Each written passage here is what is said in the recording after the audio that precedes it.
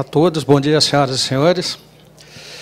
Em nome do Cefatef, Centro de Formação e Estudos Terapêuticos da Família e das Faculdades Docton, iniciamos nesse momento o 8º Fórum em Debate de 2014, com o tema Ciclo Vital na Família.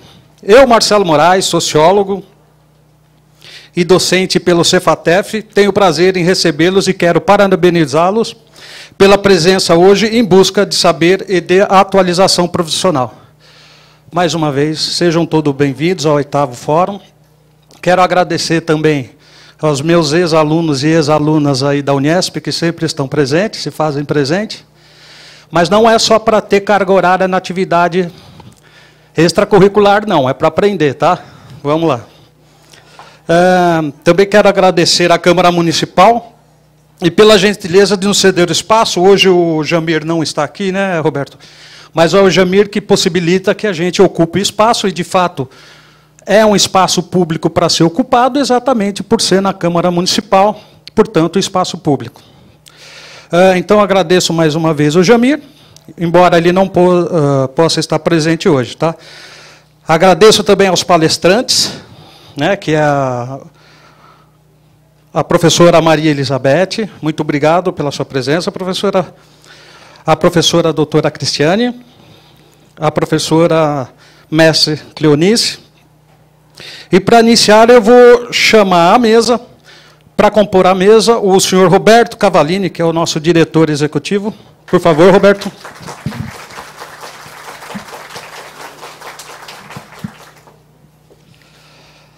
Também o senhor Sérgio Rodrigues, diretor e representante da Faculdade Docton. Por favor, Sérgio.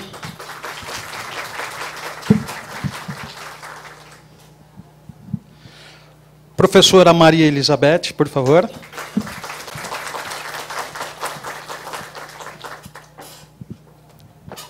Professora Cristiane.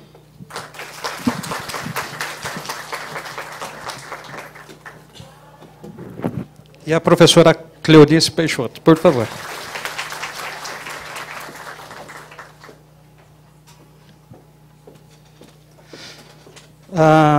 Agora que a mesa está composta, eu saúdo mais uma vez, ou a Cefatef saúda mais uma vez a todos os alunos, professores, profissionais de todas as áreas aqui presentes.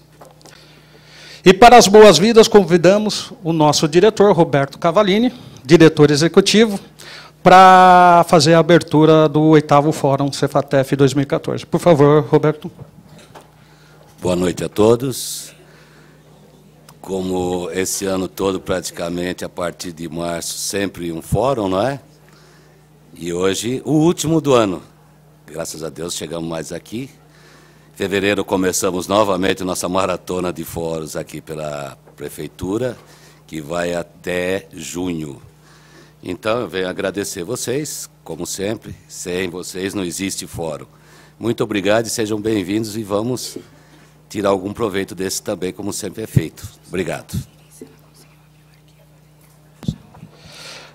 Em seguida, para falar, eu peço ao senhor Sérgio Rodrigues, representando a Faculdade Docton, para dar continuidade na mesa. Bom dia a todos e a todas. Eu quero parabenizá-los pelo esforço, né, pela busca constante do conhecimento, e dar-lhes as boas-vindas a mais este fórum promovido pelo Cefatef, né, e convidá-los a, oportunamente, a conhecer as instalações da escola Cefatef, uma escola de 15 anos, muito bem instalada ali na Avenida Pompeia, onde nós, enquanto faculdade, enquanto instituição de ensino superior, temos uma parceria nas pós-graduações, né, com um fantástico corpo docente, e é isso, né, que aproveitemos dessas professoras que estão aqui para agregar, né? Vamos aprender para ensinar, né? Porque ensinando que a gente aprende. Obrigado mais uma vez e um bom fórum.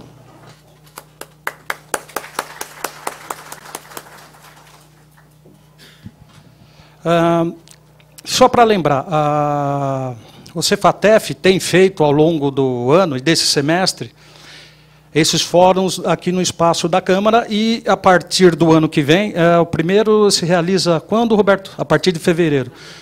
Todos os fóruns serão aqui na Câmara Municipal. É um espaço que a gente conseguiu, e também vale lembrar que a instituição Cefatef, ela tem uma rotina de sempre estar promovendo esse conhecimento, trazendo esse conhecimento para vocês, sem custo nenhum, porque é de muita valia para a própria direção que vocês façam parte e que a própria direção, a própria Cefatef, leve conhecimento até vocês, né? Muitas instituições de respeito que tem por aí não têm essa frequência de fóruns como a própria Cefatef tem. Tá? Então, depois das mensagens do nosso diretor Roberto e do Sérgio, a gente encerra a abertura do evento e vamos dar início às palestrantes. A primeira a falar é a professora Maria Elizabeth Nunes Monteiro. A professora Maria Elizabeth é graduada em Pedagogia pela Universidade São Judas, psicóloga formada pela FMU, possui pós-graduação em Pedagogia Clínica, Psicodrama, Transtornos de Aprendizagem em Infância e Adolescência. Monitora de curso de Psicologia Médica no Instituto de Psiquiatria da Universidade de Medicina da USP, junto com a professora Carmita Abdo. É colunista da revista Pais e Filhos, autora dos livros Criando Filhos em Tempos Difíceis, Criando Adolescentes em Tempos Difíceis. A Culpa é da Mãe, best-seller. Cadê o pai dessa criança? Avós e noras, Dilemas e Delícias da Família Moderna. Autora selecionada para participar da Feira Internacional do Livro em Frankfurt, em 2013, juntamente com outros 69 autores representando o Brasil. Então, para a gente dar início ao nosso 8º fórum, eu peço para a professora iniciar a sua fala. Bom, gente, vocês me desculpem, mas eu tenho que me levantar e sair daqui, que eu estou nervosa. Uma professora não consegue ficar atrás da mesa, tá? Com licença. Professora, a senhora quer falar aqui? Por favor. Muito obrigada. Eu tenho que ficar solta. É um prazer muito grande estar aqui com vocês. Bom dia a todos. Pensei que só eu fosse levantar cedo no sábado. Bom, eu vou falar um pouquinho sobre o ciclo vital familiar, né? Mas eu vou pegar assim um pouquinho da história da família, das famílias, para a gente poder entender como chegamos até aqui, tá bom? A gente sabe que a família é a célula de toda a sociedade, né? Tudo começa numa família. E a família é a matriz da nossa identidade, porque a gente vai... Agora eu vou ficar de costas para vocês, né? Vou sofrer um dilema aqui. A gente cresce dentro de uma família, e é dentro da família que a gente vai escolhendo os modelos de identificação, aprendendo os valores, né?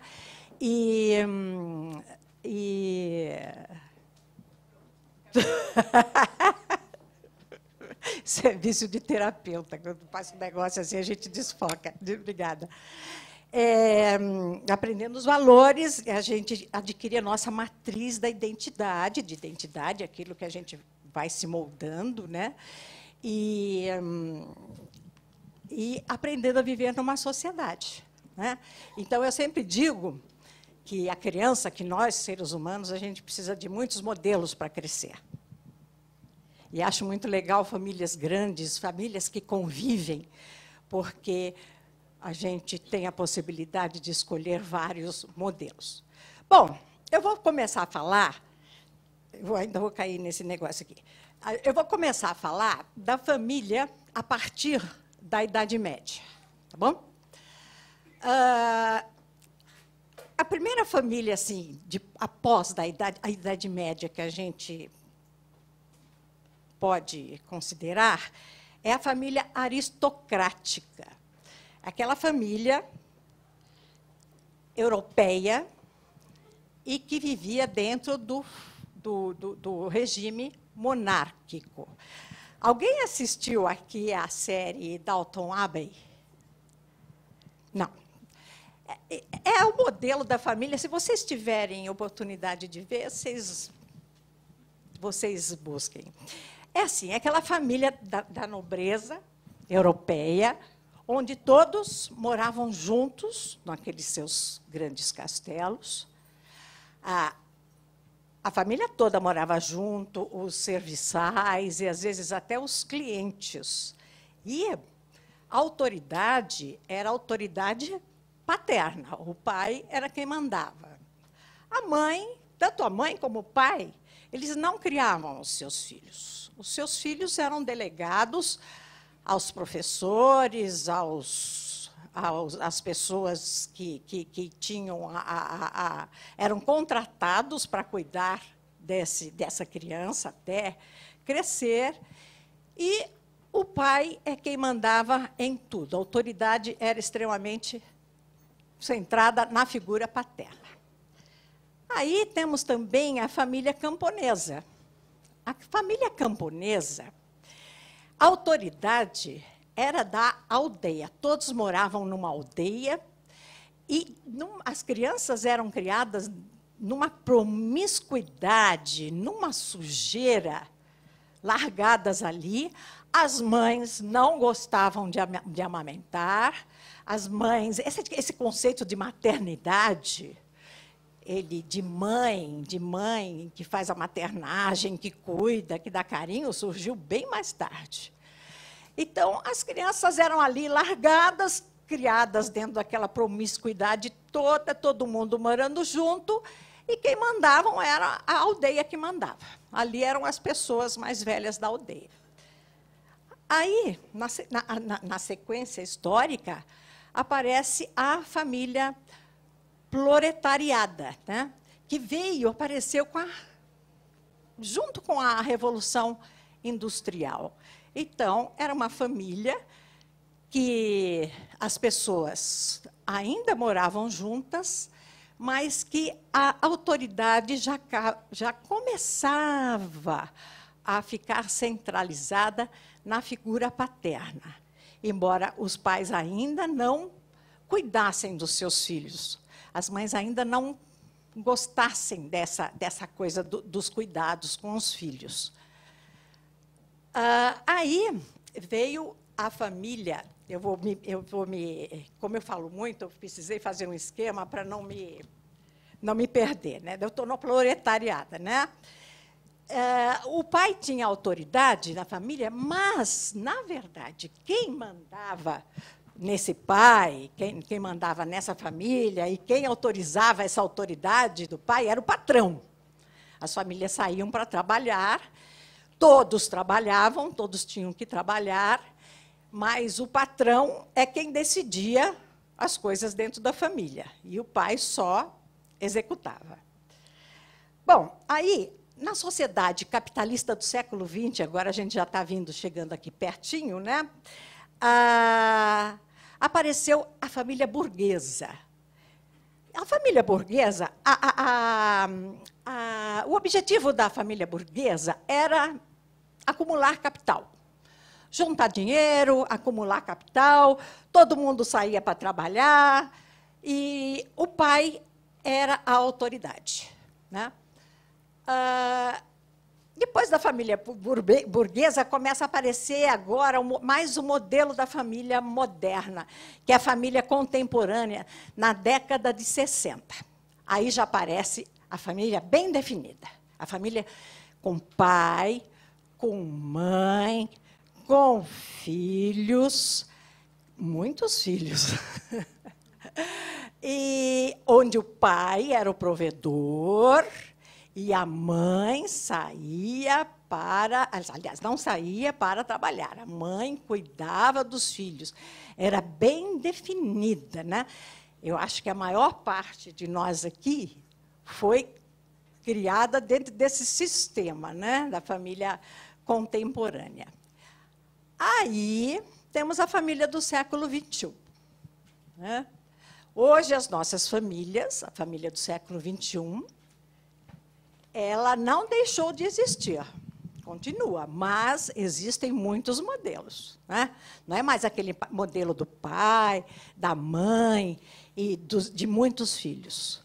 Hoje, as famílias têm famílias homoparentais, famílias de produção independente, famílias mosaico, de um casamento, dois, vários casamentos, né? E todos convivem ali. A autoridade paterna, o pai, não é mais o provedor. E, muitas vezes, ele também não é a autoridade máxima dentro da família. O que a gente vê hoje, com a saída da mulher para o mercado de trabalho, famílias de rendas duplas, a gente vê hoje que, às vezes, o pai é o provedor, às vezes o casal é o provedor, às vezes a mãe é a provedora, e os avós. Nesse meu último livro de Avós e Sogras, eu falo muito disso. Hoje, o número de famílias que é sustentada pelos avós é muito grande, né? Então, a gente vê que, nestas mais de 1000 sociedades familiares que existem no mundo, a família não acabou. Ela permanece, mas ela mudou muito. Mesmo assim, não perdeu a sua importância. Tá? A família é muito importante. Eu estava conversando até com o professor Roberto aqui, que ela é a base. Eu, como sou terapeuta, né, eu vejo que a família é o melhor tratamento preventivo e curativo para os conflitos humanos. É na família que a gente trabalha e a gente tem que lutar muito para manter essa unidade familiar, seja qual for o seu formato. Deixa eu ver se eu esqueci de falar alguma coisa, pegar a cola aqui.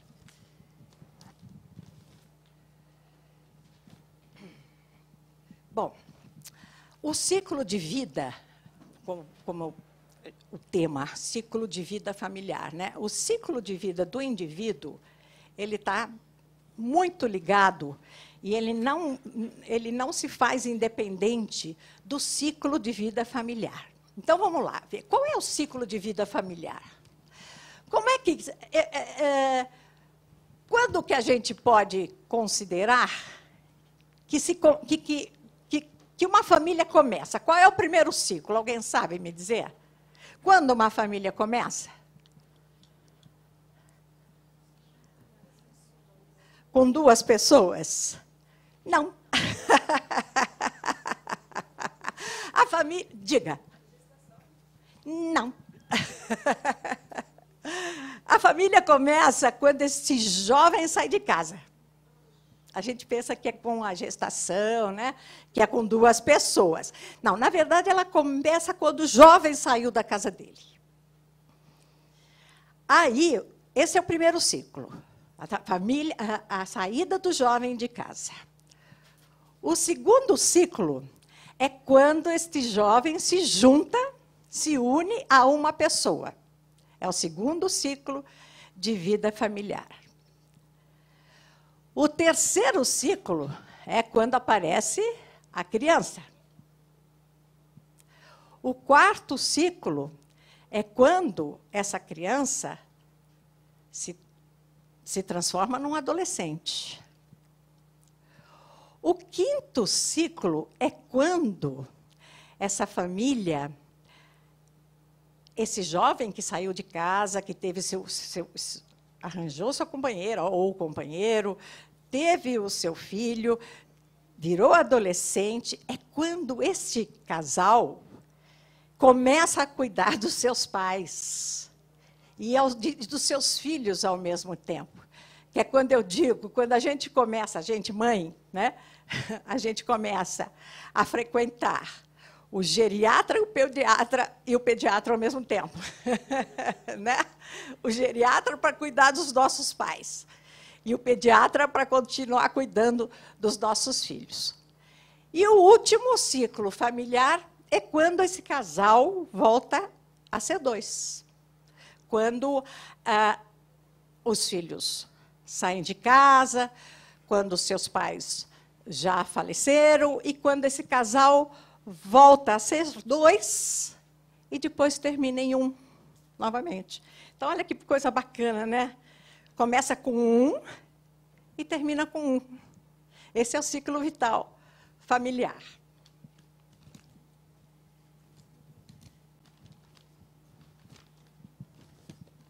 Deixa eu ver se eu tenho alguma coisa para complementar.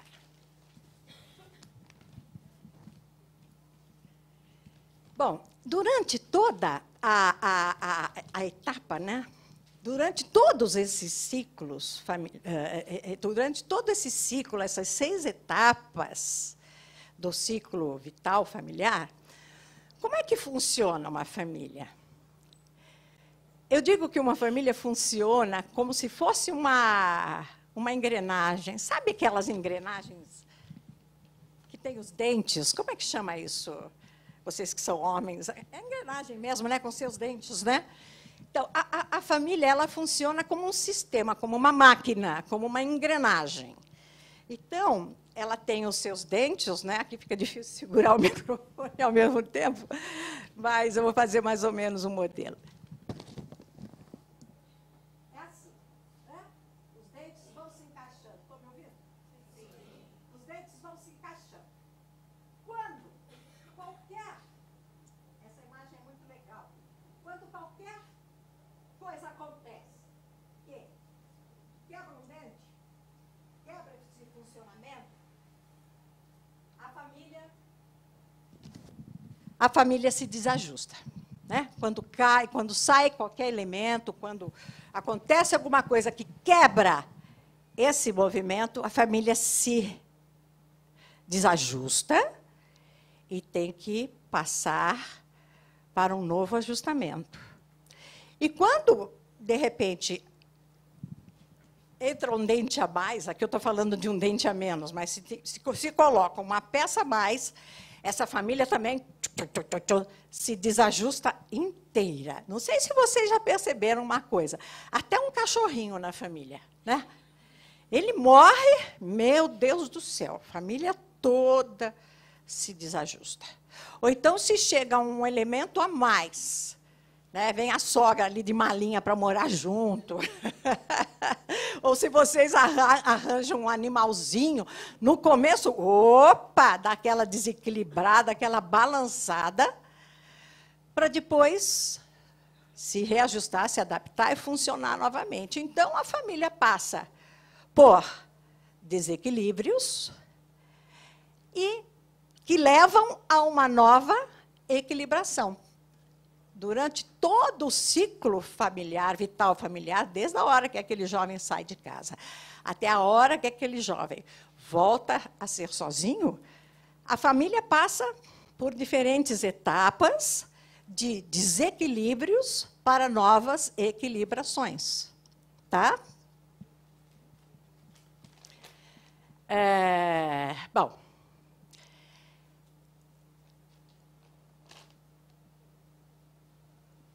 que eu já falei que não existe maior força do que a família para